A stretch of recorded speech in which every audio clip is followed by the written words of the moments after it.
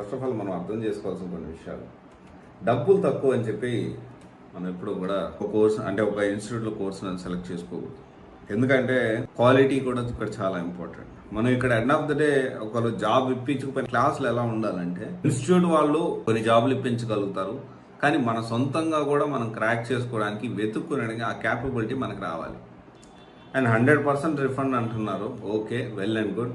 కానీ ఇక్కడ కనీసం సరిగ్గా క్లాసులు కూడా చెప్పట్లేదు ఏమో అని నాకు అనిపిస్తూ ఉంది. ఎందుకంటే దీనికి సంబంధించి 10,000 కానీ 8,000 కానీ లేదా 12,000 కానీ 15,000 కానీ వేస్ట్ అయిపోతాయేమో అని నాకు అనిపిస్తూ ఉంది. ఎందుకంటే జస్ట్ ఏంటంటే డబ్బులు తీసేసుకొని తర్వాత క్లాసులు కూడా కనీసం చెప్పించట్లేదు అని అయితే అర్థమవుతూ ఉంది.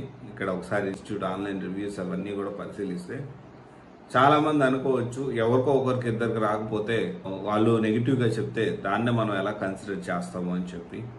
ఇక్కడ సింపుల్ థింగ్ ఏంటి అంటే 100% రిఫండ్ అన్నప్పుడు, 100% జాబ్ రాకపోతే రిఫండ్ అన్నప్పుడు నెగిటివ్గా ఎలా వచ్చేదానికి ఎలా ఛాన్స్ ఉంది? ఒకవేళ రాకపోతే వాళ్ళ డబ్బులు వాళ్ళు తీసేసుకుంటారు కదా.